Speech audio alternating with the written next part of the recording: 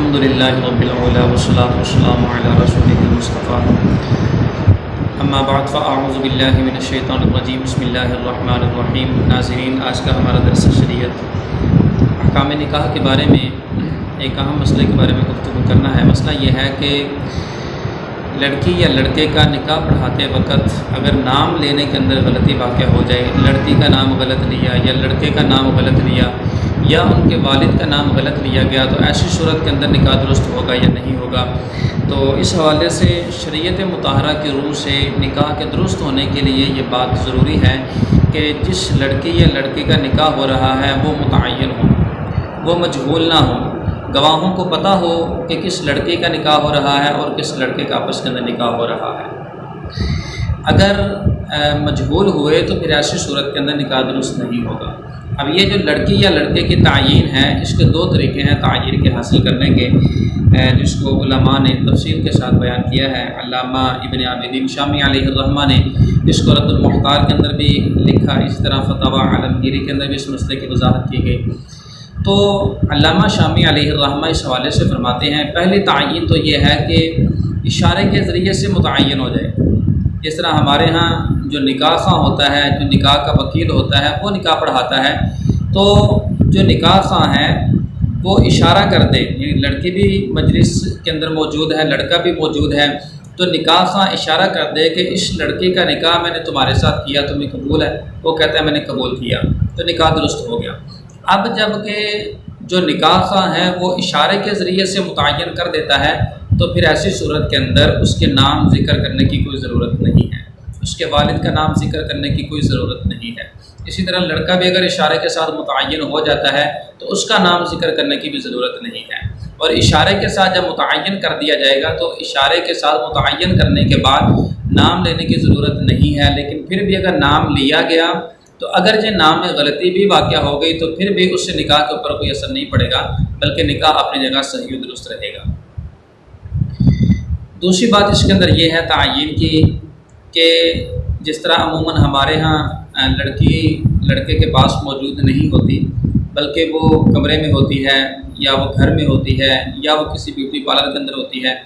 تو ایسی صورت کے اندر جب وکیل نکاح خواہ لڑکے کے پاس گواہوں کی موجودگی میں ایجاب و قبول کا سلسلہ کرے گا اور گواہوں کو معلوم نہیں کہ کس لڑکی کا نکاح ہے، تو پھر ایسی صورت کے اندر اس لڑکی کا نام لینا بھی ضروری ہے۔ اگر نام لینے سے کام چل جائے تو پھر باپ کا نام لینا ضروری نہیں ہے، اور اگر خالی لڑکی کا نام لینے سے پتہ نہ چلے، اس کی معرفت نہ ہو، وہ لڑکی متعین نہ ہو،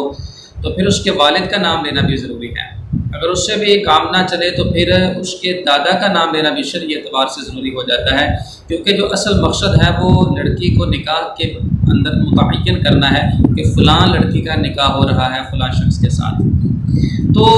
جب نام لینے کی ضرورت پڑے گی، نام کے ذریعے سے لڑکی کو متعین کیا جائے گا، تو پھر ایسی صورت کے اندر لڑکی کا نام درست لینا ضروری ہے۔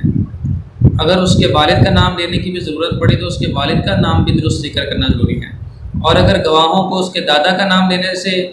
پتہ چلے گا کہ فلاں لڑکی ہے، تو پھر ایسی صورت کے اندر اس کے دادا کا نام ذکر کرنا بھی شرعی اعتبار سے ضروری ہو جاتا ہے۔ تو جب نام ذکر کرنا ضروری ہو جائے اس کی معرفت کے لیے، اس کی تعیین کے لیے، تو پھر نام کے اندر اگر غلطی واقع ہو جائے تو اس سے نکاح درست نہیں ہوتا۔ لڑکی کے نام میں غلطی واقع ہو جائے یا اسی انداز کے ساتھ لڑکے کی کا اس طرح کا معاملہ بن جاتا ہے کہ لڑکا موجود نہیں ہوتا، اس کی جو نو گواہوں کی موجودگی میں نکاح کا سلسلہ ہوتا ہے، تو اگر نام لینے کے ساتھ متعین کرنا پڑے تو پھر ایسی صورت کے اندر جو لڑکی کا نام لینا ہے درست طریقے سے وہ ضروری ہے۔ اگر باپ کا نام لینے کی بھی ضرورت پڑی تو باپ کا نام درست ذکر کرنا بھی ضروری ہے۔ اگر دادا کا نام لینے کی بھی ضرورت پڑے تو اس کا نام بھی درست ذکر کرنا ضروری ہے۔ اگر کسی کے نام میں غلطی واقع ہوتی ہے تو پھر ایسی صورت کے اندر نکاح درست نہیں ہوگا، کیونکہ جو تعین کی صورت تھی وہ نام لینے ہی کی صورت کے اندر ممکن تھی، لہذا جب نام غلط لیا تو گواہوں کو تو یہی ہوگا کہ فلاں لڑکی کا نکاح ہے، حالانکہ نام غلط ذکر کیا گیا، تو پھر ایسی صورت کے اندر وہ نکاح درست نہیں ہوگا جب تک نام صحیح طریقے سے ذکر نہیں کیا جاتا، لڑکی کا یا اس کے والد کا یا اس کے دادا کا۔ اور اس کے اندر جو اصل اہم بات ہے وہ یہ ہے کہ نکاح کے اندر گواہوں کی موجودگی میں لڑکی کا متعین ہونا ضروری ہے۔ اگر نام لینے کے ساتھ متعین ہو جائے تو پھر نام درست ذکر کرنا ضروری ہے، اگر کسی اور طریقے سے متعین ہو جائے تو پھر وہی طریقہ اختیار کرنے کی بھی اجازت ہے۔ مثال کے طور پر ایک شخص ہے، اس کی 3 لڑکیاں ہیں، اب نکاح کرنے کا معاملہ آیا تو جب نکاح خواہ نے جناب وہ ایجاب و قبول کیا، ایجاب و قبول کروایا، تو پھر ایسی صورت کے اندر اس نے کہا کہ فلاں شخص کی جو فلاں لڑکی ہے اس کے ساتھ تمہارا نکاح کیا، اس کی ایک چھوٹی لڑکی ہے، ایک درمیانی لڑکی ہے، ایک سب سے بڑی لڑکی ہے، وہ کہہ رہا ہے جو سب سے چھوٹی لڑکی ہے اس کا نکاح تمہارے ساتھ کیا، تو پھر ایسی صورت کے اندر وہ جو لڑکی ہوگی اس قدر ذکر کرنے سے ہی متعین ہو جائے گی، کیونکہ اس کی لڑکیاں ہی 3 ہیں، ایک چھوٹی ہے، ایک درمیانی ہے، ایک بڑی ہے۔ جب اس نے یہ کہا کہ سب سے چھوٹی لڑکی کا نکاح تمہارے ساتھ کیا، تو اب اتنا کہنے کے ساتھ ہی لڑکی متعین ہوگی۔ یا اسی طرح ایک شخص کی لڑکی ہی ایک ہے، اس نے کہا کہ فلاں شخص کی زید بن خالد کی لڑکی کے ساتھ تمہارا نکاح کیا، اب بھی اگرچہ لڑکی کا نام نہیں لیا تو پھر بھی نکاح درست ہے، کیونکہ لڑکی پہلے متعین ہے، وہ ہے یہ ایک ہے۔ اسی طرح ایک شخص کی 2 لڑکیاں ہیں، ایک پہلے سے شادی شدہ ہے، وہ کہتا ہے فلاں شخص کی لڑکی کے ساتھ تمہارا نکاح کیا، جو غیر شادی شدہ ہے وہ ایک ہی ہے، تو پھر بھی نکاح درست ہو جائے گا، کیونکہ وہ جو لڑکی ہے وہ نکاح کے لیے متعین ہوگی، کیونکہ دوسری کا پہلے سے نکاح ہوا ہوا ہے۔ تو اصل جو مقصد ہے اس کے اندر وہ تعیین ہے،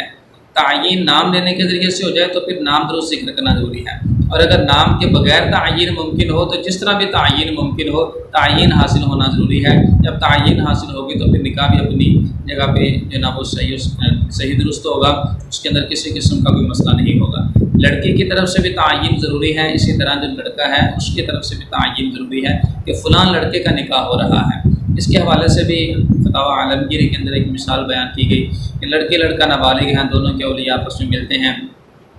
ایک شخص ہے وہ کہتا ہے میں نے اپنی بچی کا نکاح تمہارے بیٹے کے ساتھ کیا، اس کا ایک ہی بیٹا ہے، وہ کہتا ہے میں نے قبول کیا، تو اب نکاح درست ہو گیا، کیونکہ وہ ایک ہی ہے اور وہ پہلے سے متعین ہے۔ اور اگر اس شخص کے 2 بیٹے ہیں، 4 بیٹے ہیں، وہ خالی یہ کہہ دیتا ہے میں نے قبول کیا اپنے بیٹے کے لیے، اب نکاح درست نہیں ہوا، کیونکہ اس کے اور بھی بیٹے موجود ہیں۔ لہٰذا لڑکے کی طرف سے بھی جو تعین ہے یہ شرعی اعتبار سے ضروری ہے، اور لڑکی کی طرف سے بھی جو تعین ہے یہ شرعی اعتبار سے ضروری ہے۔ تو جب بھی نکاح ہو اس میں بہتر طریقہ یہی ہوتا ہے کہ جب لڑکی سے نکاح خواہ اجازت لینے جائے تو لڑکے کا بھی درست نام ذکر کرے، اور جو لڑکے کے والد کا نام ہے وہ بھی درست ذکر کرے۔ اسی طرح جب لڑکے کے پاس آئے اور آ کر لڑکی کی معرفت کروائے گواہوں کی موجودگی کے اندر، تو اس وقت بھی جو لڑکی ہے اور اس کے والد کا نام ہے، اور بہتر ہے ساتھ دادا کا نام بھی ذکر کر دیا جائے تاکہ اچھے طریقے سے معرفت حاصل ہو جائے۔ تو جب لڑکے کے پاس آ کے اس کا نام ذکر کرے گا تو بھی نام جو صحیح اور درست ہے اس حوالے سے کوشش کرے کہ اسی کو بیان کرے، اور بہتر یہ ہوتا ہے کہ جو نکاح فارم ہے اس کے اوپر یا یہ ہے کسی پرچی کے اوپر نام لکھ لیے جائیں تاکہ کسی قسم کی غلطی واقع نہ ہو۔